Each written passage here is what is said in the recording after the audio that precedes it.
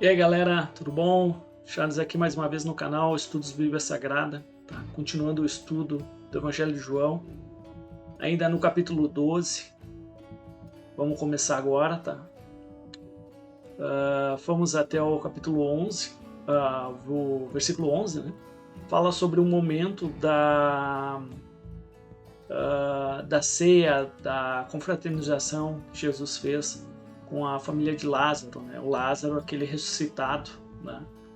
Depois que estava morto 4 dias. Né? Então foi uma coisa bem impactante, bem, se dá para dizer assim, sobrenatural, uma coisa espetacular que aconteceu. Né?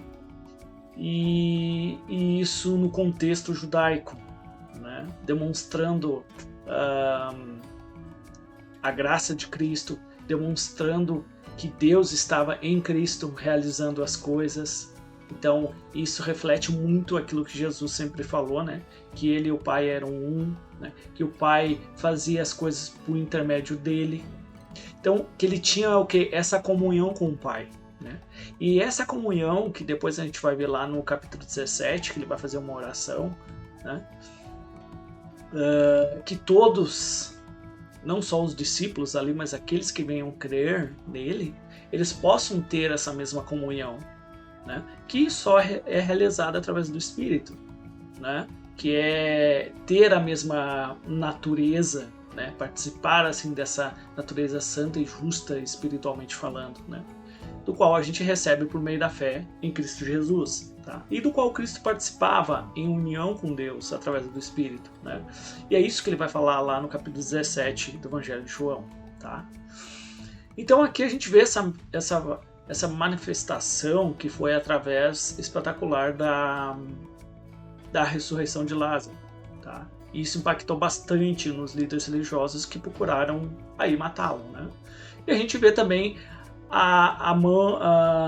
o Senhor atuando, né? Deus, né? O Yahuwah Todo-Poderoso, atuando para que a vontade dele se cumprisse, né? E assim pudesse dar o perdão à humanidade, aos homens, e dar a possibilidade de serem salvos.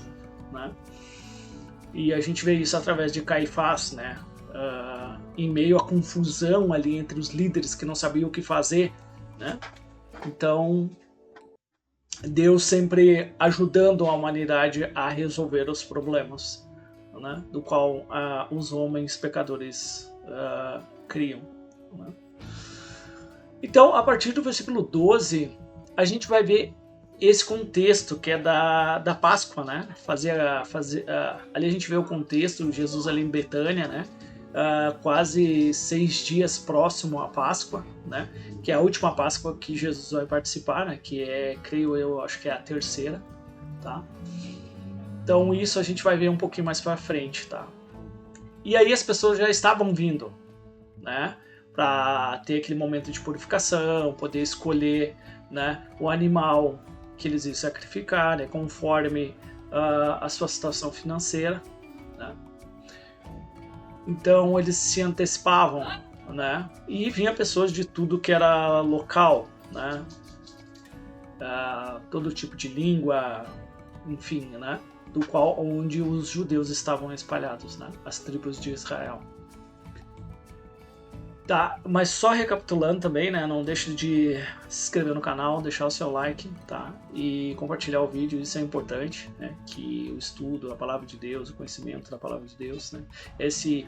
Essa compartilhamento entre a gente e as pessoas, né? Possam cada vez mais crescer, né? E a gente vem aí estar junto nesse crescimento, na palavra do Senhor aí, né? Ao contrário desse mundo religioso que só explora as pessoas, tornam elas cativas, né? E a gente vê muito, né, esse contexto religioso que é o contexto mesmo que sempre existiu, né? E principalmente os fariseus e saduceus, né? E hoje tem os fariseus e saduceus modernos. Né? Tá bom? Então isso é importante para que o canal cresça, enfim, né, as pessoas cada vez mais seja mandada essa mensagem aí, né, mundo afora. Tá bom? Então a gente vai ver esse momento de entrada triunfal de Jesus, né? Do qual os outros evangelhos também falam, não só o evangelho de João, né? Mas o evangelho de Mateus, Marcos e Lucas, né?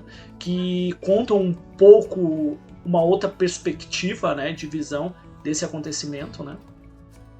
E aqui em João vai ser um pouquinho mais resumido essa entrada, tá?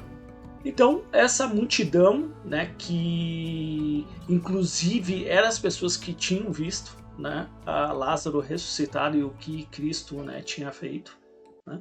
Então, muitos estavam ali e a gente vai ver essa entrada triunfal que representa e ainda muito mais carimba, né, que Jesus é o Messias, né, o prometido, né, de Deus pela sua palavra, né? Igual a lei de Moisés, os salmos e os profetas falavam sobre isso. Tá bom? Então vamos lá. A partir do versículo 12 em diante, tá? Então no dia seguinte, em relação ao contexto, o João tá falando que é a ceia ali, né? Em relação a situação de Maria, que unge Jesus, né, para a sua morte. A gente vê a idolatria ali ao dinheiro, né, a gente vê o coração de Judas Iscariotes, a gente vê por que ele se enforcou e morreu por causa disso também, né? Então, no dia seguinte, as grandes multidões que tinham ido à festa ouviam dizer que Jesus estava chegando a Jerusalém, né? Então, o que eles fizeram? Pegaram ramos de palmeiras que simbolizam um pouco realeza, né? Enfim, né? E tem outros trechos que falam que eles botavam até suas próprias roupas, né, ali, não só palmeiras, enfim, várias coisas para que Cristo passasse como um rei, né? E Jesus, né, porque viam Jesus como o Messias, né? Só numa perspectiva não espiritual daquilo que Deus tinha dito, né? Mas a mesma perspectiva que os judeus têm hoje, né? Num Messias, e muitas pessoas têm, num Cristo físico, reinando nesse mundo, destruindo o poder de Satanás, destruindo o mal, governando nesse mundo. Só que as escrituras não falam isso. Elas nunca prometeram isso. Elas nunca falam sobre isso, né? Todo o contexto bíblico em relação a Cristo é um contexto espiritual. A gente entende que um dia Cristo vai vir e vai acabar, enfim, vai levar seu povo embora, enfim, vai ter o juízo, Deus concluiu a sua obra, certo? Mas esse Cristo do qual eles querem ter, tanto os judeus de hoje como naquela época de Jesus, eles queriam ter um rei como Davi, como outros reis, né? Que fizeram Israel grandiosa em relação aos gentios, aos pagãos, dominando, né? Isso era o que eles pensavam, né? Não um rei num jumentinho e que ia morrer, né, numa cruz humilhado, enfim, né? Só que esse era o plano de Deus, como Paulo diz lá a carta aos Coríntios, né? A cruz é o poder de Deus e a sabedoria de Deus, né? Ao contrário da visão que os judeus tinham e os gentios em relação à cruz, aquilo que aconteceu com Cristo. Então, eles pegaram o quê? Ramos de palmeiras, né, e saíram ao seu encontro, clamando. E é legal que esse cântico ele está em Salmos, tá? É Salmos 118, tá aqui, tá? E esse Salmos é um salmo profético. Até a gente vê Jesus falando que ele é a confirmação dos Salmos, porque tem muitos salmos proféticos, tá? Então esse salmo, ele representa a confirmação do que Cristo era o Messias. E ali em outros evangelhos, até os líderes religiosos vão ver o povo e as crianças cantando isso, eles vão ficar indignados, porque isso representava a confirmação que Cristo era o Messias, certo? E eles não queriam isso, né? Então aqui eles cantam: Hosana, bendito que vem em nome do Senhor que é o Deus de Israel, né, Yahuá, né, e do qual Deus ungiu o novo rei de Israel. Então eles viam Cristo como, mas não aquele Messias bíblico, não aquele Messias sofredor, não aquele Messias que não vai reinar na terra, mas vai reinar no céu. Não esse Messias que Deus tinha preparado o plano e conforme a sua vontade, mas conforme o coração deles. Eles queriam um Messias conforme o desejo deles, não conforme Deus já tinha planejado. E como hoje os judeus, eles esperam isso, mas que não vai vir um falso, vai vir alguém que vai enganar eles, né? Então eles confirmam isso, que Hosana, né, quer dizer, ó Senhor, nos salva-nos. Salva-nos, Senhor, né? Mais ou menos esse é o sentido, né, do que o Senhor vai salvar, que era a esperança dos judeus, né, dos hebreus, o Salvador, né, do qual a gente vê ali nos evangelhos, acho que é em Mateus, se não me engano, que quando Jesus vai ali, né, Maria e José vai ali circuncidar Jesus, que era uma coisa da lei de Moisés, né, que no 8º dia, né, eles tinham que lá circuncidar, né, o primogênito, né, o homem, né, tinha que ir lá circuncidar ele, né, no 8º dia. E aí, se eu não me engano, é Simeão ou Simão, tá? Vocês olhem aí, tá? Me corrijam aí nos comentários, tá? Que ele fala que era a esperança do povo, né? E ele fala, agora posso morrer em paz porque eu vi o Salvador do mundo. E era a esperança das pessoas, né, em relação ao Salvador, do qual Deus ele já tinha predito, né? Certo? Então Jesus conseguiu um jumentinho e montou conforme está escrito. E isso também a gente vê João citando profecias bíblicas, né, que é dos profetas, né, que está em Zacarias, né? Deixa eu ver se é Zacarias. Zacarias 9, versículo 9, que fala sobre isso. Não temas, ó filho de Sião, o teu rei vem montado sobre a cria de um jumento, né? Aí em outros evangelhos eles detalham um pouco esse acontecimento, né? Não só dos ramos da entrada triunfal de Jesus, mas também esse acontecimento sobre a relação, como eles conseguiram o jumento, como foi feito isso, tá? Mas aqui é meio que resumido. E aí os seus discípulos, porém, eles não entendiam muito o que estava acontecendo. Eles ficavam meio perdidos, assim. É que nem quando você lê uma história, né? Você não entende o contexto dela. Então, quando tu não entende o contexto, tu fica perdido naquilo que é narrado. Mas quando tu entende o contexto, as peças se encaixam, né? Você começa a ligar as coisas. E aí vem a compreensão. Quando você, que nem eles quando ligam os acontecimentos com os trechos proféticos, eles conseguem entender por que aquilo aconteceu, por que tinha que ser daquele jeito, né? E é legal que eles entenderam muita coisa, né, quando Cristo foi ressuscitado e exaltado, tá?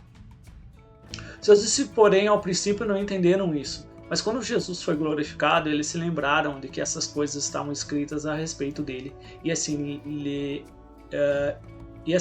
aconteceram. Então, sobre tudo que aconteceu com Cristo, né, aí eles compreenderam por que as coisas tinham que acontecer, enfim, né? E a multidão que o acompanhavam, quando ele chamou Lázaro para fora do sepulcro e ressuscitou dos mortos, testemunhava tudo essas coisas. Essas coisas qual? Esse contexto da canção, né, ali de Zacarias, da entrada triunfal, que representava a confirmação dos salmos. Então eles viam tudo essas coisas que estavam acontecendo, né? E aí, por isso a multidão foi ao seu encontro, por ter ouvido que ele realizara aquele sinal, né? Então os fariseus disseram uns aos outros. E aí tu imagina, eles vendo tudo o que aconteceu, mas principalmente a ressurreição de Lázaro aos olhos de todo mundo. E uma ressurreição que não foi na hora, como Jesus fez outras coisas, né? Mas uma pessoa que fazia 4 dias e já estava apodrecendo. Tipo, ele ressuscitou uma pessoa assim. Certo? Não ele, né? Deus por intermédio dele. Né? Essa é a realidade dos fatos, né? Cristo realizou isso porque Deus fazia por intermédio dele essas coisas, certo? E isso é confirmado no relato de Pedro em Atos, capítulo 2. Tá? E é interessante que agora os gregos vão começar a aproximar do Senhor. Né? A gente já viu isso da mulher cananeia, né? Se aproximando pedindo que Cristo olhasse para ela, enfim, né? E Cristo fala que ele não veio ainda, o ponto da vinda dele, não chegou o ponto deles ainda. Então Cristo, ele veio para os judeus. Então ele tinha um propósito na vinda dele. Não era ainda a época dos gentios, certo? Então ele tinha que vir. O propósito de Cristo era para os judeus, não para os gentios, certo? Depois os discípulos iam fazer esse papel, principalmente o apóstolo Paulo ou Saul, tá? Só que esse encontro da mulher cananeia é interessante porque mostra, mesmo ela sem conhecer o Messias, a realidade do Messias e da palavra do Senhor, ela desejava isso. Que fosse até que seja um pouco, ela pudesse experimentar. E coisa que os judeus tinham. E aí Cristo vê aquela fé tão grandiosa dela, que era o que realmente Deus, através de Cristo, esperava do povo judeu. Certo? Enfim, né? Então agora eles começam, os gregos. Só que Cristo fala que o reino está vindo. Vai ter a hora dos gentios. E essa hora já chegou. Esse momento que, claro, depois que Cristo ser crucificado, ou morto, enfim. E isso vai ser ali semanas, dias, para que as coisas começassem a acontecer em Israel. E depois Paulo ali, através de Antioquia em diante, ele ia começar o ministério aos gentios. E também, claro, aos judeus, mas direcionado aos gentios. Tá? Então, entre os que tinham subido à festa para adorar estavam alguns gregos. Eles se dirigiam a Filipe, e esses gregos, eles eram realmente, se dá para dizer assim, como o eunuco, né, lá de Antioquia, né, da África. Né? Era tipo um prosélito, né, convertido ao judaísmo. Né? Então eles se dirigiam a Filipe, e é interessante que esse Filipe vai ter um trabalho importante em relação à África, que é o que a gente vê o Espírito levando ele, né? Para que aquele homem pudesse entender a questão de Isaías e pregasse Cristo em relação a isso. E aí ele fosse batizado e fosse a graça do Senhor para a África, né? Através desse eunuco, né? Então eles se dirigiam a Filipe, que era de Betsaida, né? Da Galileia. Então ele entendia bastante o contexto, ele conhecia bastante o povoado, ele era bem, né, conectado nessa cidade. E pediram a ele: Senhor, queremos ver Jesus. E aí Filipe foi dizê-lo a André, né? E os dois avisaram Jesus que tinha gentios que queriam conhecê-lo. E é interessante a resposta de Jesus em relação a isso. Chegou a hora de ser glorificado o Filho do Homem. Né? Em verdade vos digo, se o grão do trigo não cair na terra e não morrer, ficará só. Mas se morrer, dará muito fruto. Então aqui ele já está meio que dando a dica através de um simples ato de plantação de grãos, como eles entendiam, né, ali nesse contexto, né, e ele tinha que morrer para que isso os gentios pudessem entrar, né, nessa graça do Senhor, e isso seja expandido aos gentios, né, porque os gentios já estão vindo, eles têm anseio pela graça do Senhor, né? Então ele fala um pouco sobre isso em relação a esse grão, que realmente o grão, ele primeiro morre, realmente ele cai lá, ele apodrece, enfim, ele morre, mas através desse contexto ele tem que acontecer para que possa assim ele frutificar e crescer, né?